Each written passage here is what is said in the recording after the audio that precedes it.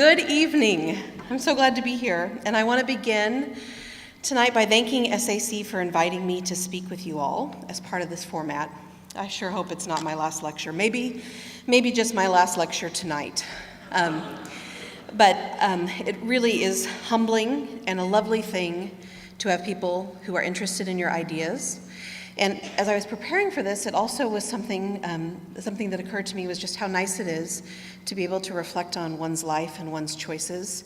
And so this has been meaningful to me, especially because so many of you already spend an hour or two with me each day. Some of you spent 2 hours with me today. So I'm especially humbled that you're here and that you want to hear from me some more. And so thank you for the honor of being asked and for the honor of getting to do this with you. I'm choosing tonight to speak with you about taking risk. Some of those risks may seem quite small, but I assure you that they didn't feel small at the time that I took them. Instead, they felt imbued with meaning.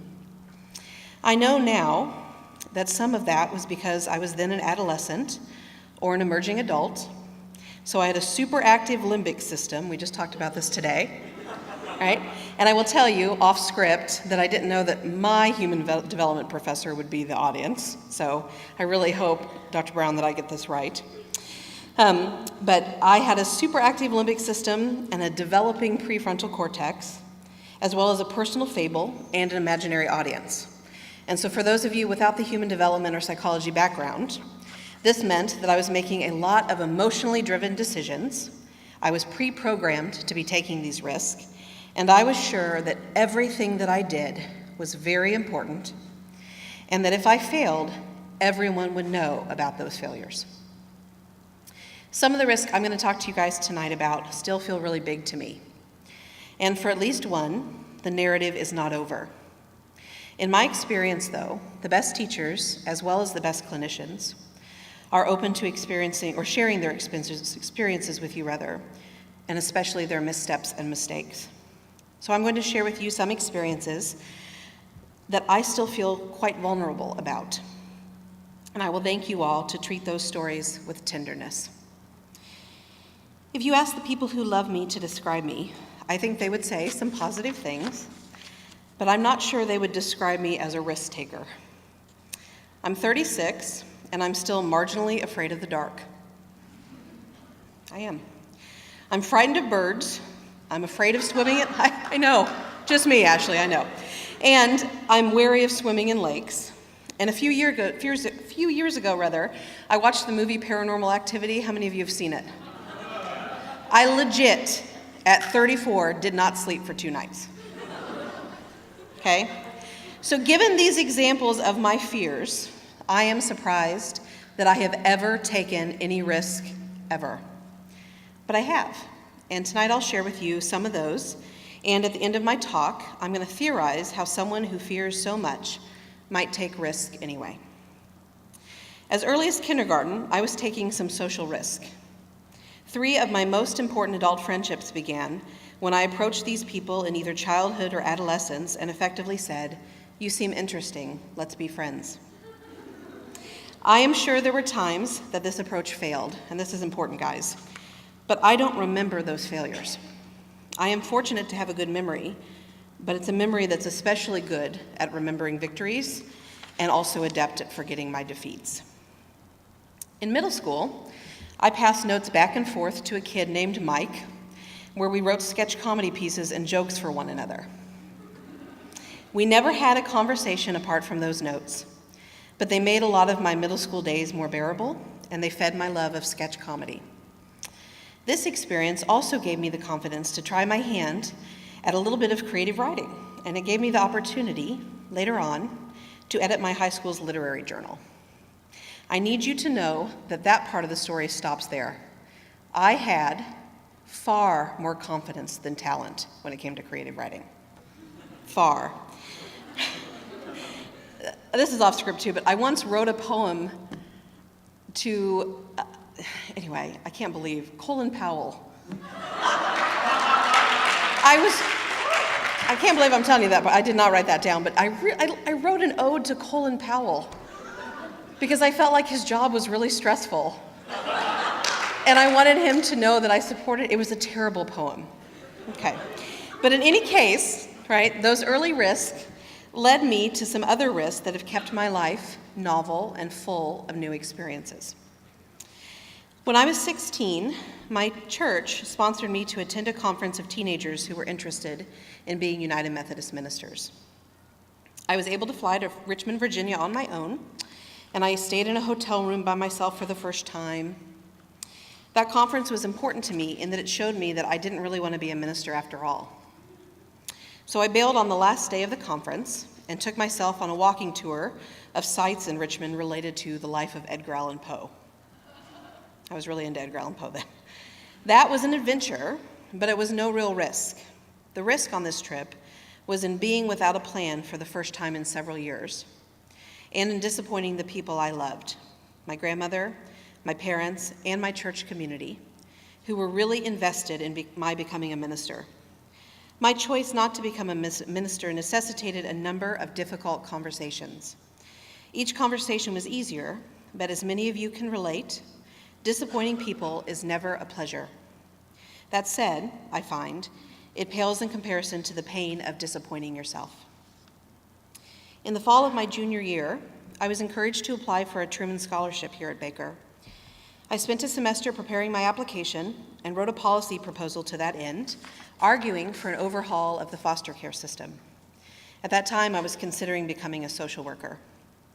I was not successful in winning that scholarship, and the policy paper was relegated to a floppy disk somewhere. Most of you probably don't know what a floppy disk is. It was like an old jump drive, okay? But this experience taught me first about the qualities of the successful applicants that I did not possess and wanted to possess, and second, it planted a seed of interest in foster parenting that would lie dormant for more than a decade. It also gave me yet another opportunity to sit in a failure and helped me to reprioritize some of my focus to more academically challenging opportunities. In my senior year at Baker, my closest girlfriends encouraged me to join them on a travel interterm to Mexico. We were going to study birds.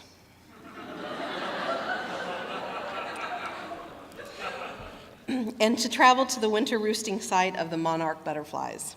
14 of us would travel for 21 days in a 15-passenger van. I know that's a lot of numbers. And we were camping and hiking for the vast majority of the trip. I was so frightened, you guys, of this experience that I captured at the back of my throat as we drove through my hometown south on 35. You could just get out now, Robyn. You could just get out now and have him drop you off. You don't even need this interterm, right? And I almost spoke up. And I have to tell you, I am so glad and grateful all the time that I didn't make that choice. Because instead, I got to hike. I got to let monarch butterflies rest on my eyelashes, and I wasn't afraid. It was so cool, right?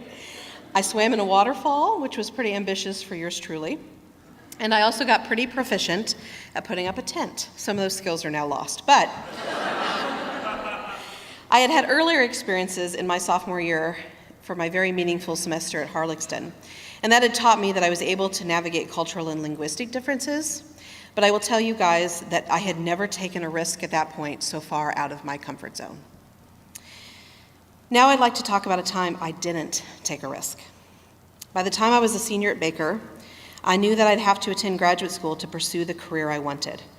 I wanted to be a therapist, but I was still unsure, even then, even at the point when I was applying, if I wanted to be a psychologist or a social worker. So, because I was so afraid of unplanned futures, and that's a piece I really want you guys to hold on to tonight.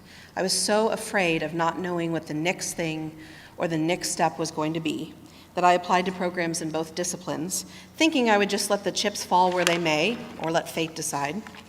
And I remember sitting outside of the library, crying to my best friend that I was so tired and so stressed and so ill-prepared to continue being a student. But when I found out that I'd been accepted to the University of Georgia, I said yes, thinking that at least I could see my favorite band perform. I know some of you have heard that story. I did. I saw them 9 times. It was not enough, right? And I moved to Georgia in the August after graduation. The successes and failures of those 2 years of my master's degree, guys, and the related stress-induced immune compromise, and the developing anxiety disorder were enough to make me recognize, just weeks after I was accepted into my doctoral program, that I needed to be anything other than a student, but that was terrifying. I'd never done anything else. I found myself thinking of Scotland and itching to travel. This itch to travel has again and again been a theme in my life, and I found myself wanting to do anything but psychology. And once again in a position in which I had to disappoint people. This time, once again, my parents, but also the major professor that I was slated to do research with, and my employer in Georgia with whom I had a really good relationship. But I opted this time to take the risk and do it anyway. This is not the most appropriate picture I could have shared with you in the last lecture format, but it's very me. Based on my behavior, you would probably assume that I am 18 in this picture. I am 24, okay? These are my two best friends, two of the three people that somewhere in adolescence I had walked up to and said, "You seem interesting, let's be friends," right? And this is us outside of Loch Ness recreating our awkward senior picture poses, right? All right. I share this picture with you, and I decided to share this picture with you guys because I wanted you to know that risk-taking is not just for the emotionally mature. Okay, you get that, right? That December, I found myself with an apartment, a bank account, and a job at a pub in Edinburgh.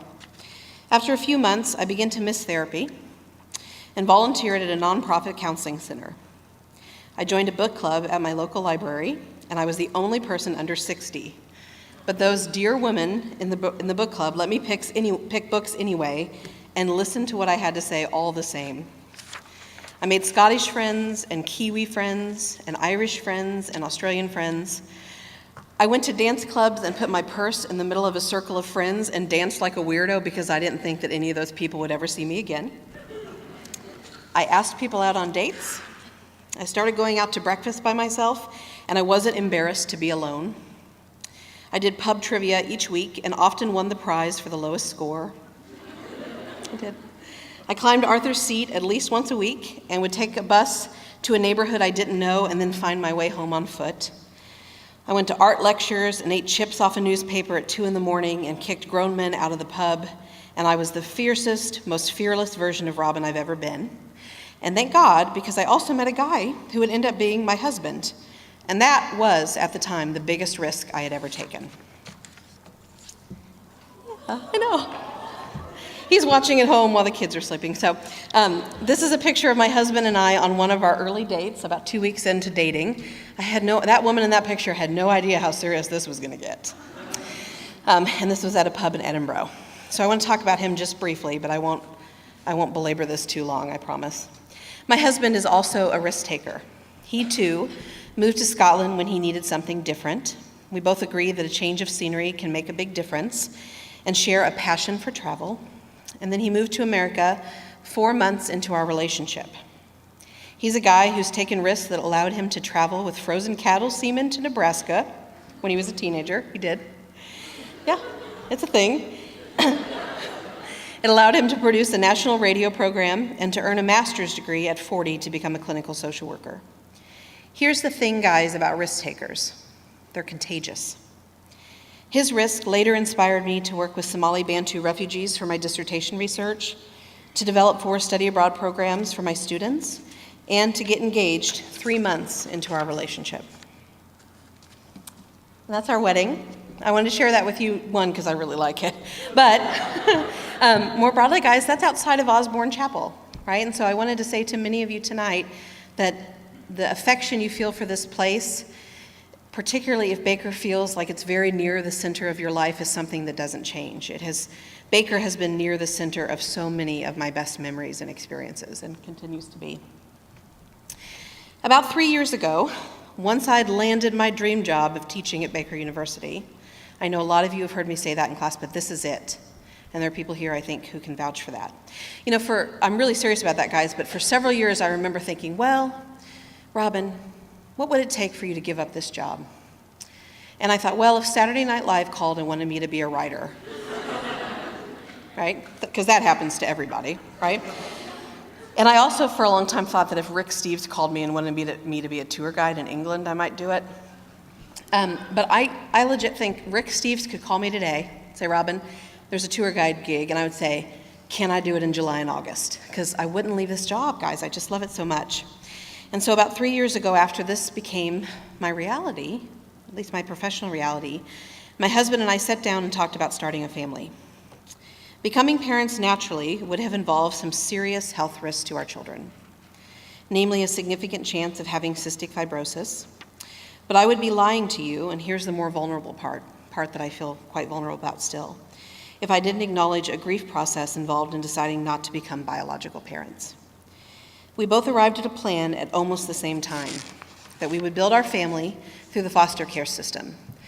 There has always been, since I had applied for that Truman Scholarship, this still small voice at the back of my head saying, this is your path, this is your path. But I ignored it because it didn't fit with the plans I had made for myself. So then we began, after this discussion, gingerly began a process that still to this day intimidates me. In June of 2013, we were foster parents for about 24 hours to a baby who had an allegedly unused feeding tube. And about 3 a.m. on that first night, while I was feeding him, that feeding tube fell out. There was a trip to the hospital, and the next night, that baby was returned to his mother. I sat on the couch and cried for 2 hours after parenting this baby for less than a day. And this might have been an indication of how much expectation I'd put on the process of being a parent. I know some of you are parents, but most of you are a long way from that reality. And I will tell you guys that one thing I have learned about parenting is that expectations are toxic to good parenting. So my husband and I agreed that we'd need an emotional vacation from foster parenting for a few weeks after this single experience. 2 days later, though, we left a movie theater and found a message from our foster care agency. They had 2 children, one who had just turned 1, the other had just turned 2, that needed placement. We sat in the car together and spoke on the speakerphone with the agency. We told them how difficult our first experience had been, and the children's caseworker told us that she had anticipated that this would be a longer-term placement, maybe 2 or 3 months, but that reintegration with the birth family was the goal. Let me be clear here, guys. Reintegration with a healthy birth family is always the goal in foster care. It has the best outcomes for children, and it certainly has the best outcomes for healthy parents. Yet we wanted to build our family this way, and we had elected to take the risk of loving children that might not have become ours. The boys came to us on Friday, June 21st at about 10 p.m. Neither spoke. In fact, we weren't sure that they could speak for the first 2 days. They were dirty and hungry and thirsty and dressed in clothes that didn't fit, and they were so very small and vulnerable. I was so worried that they were dehydrated that they peed through their car seats that I had just bought 2 hours prior. All over them, right? On the first day. The biggest risk I've ever taken, though, guys, is to love these children. I'll share with you, and we'll share with them as they grow, that I did not love them as a parent right away. They are beautiful and good-tempered and easy to love as fellow human beings, but it took several months to allow myself to take the risk of loving them as a mother loves her children, to put my whole self in when the risk was ever present that they would not be our forever family. But I find, guys, that nothing works as a family or in any relationship if you don't love someone fully. Have you ever tried to love someone halfway? I have. I've tried. It doesn't work. It doesn't work to hold yourself back from someone. And I think that any effort to hold yourself back from loving somebody is doomed to fail. And I have learned that these children need our full tilt, all-in love. It has never been more important to me to be good at a job, and I've never felt more vulnerable to failure and never had a job more difficult. I find that I am a very bad parent and a very good parent, often in the same day. This is last week. We were in Tallahassee. So that's our 3-year-old son and our 7-year-old daughter playing in the fountains in Florida.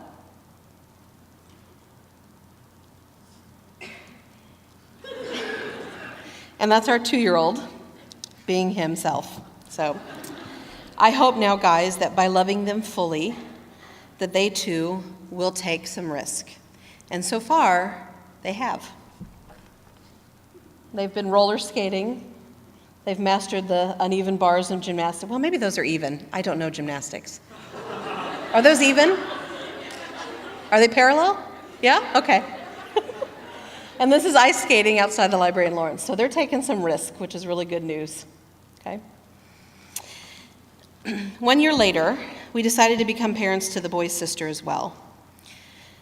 Some of this may not resonate with you guys yet. I hoped most of this would, but this part may be a few years off.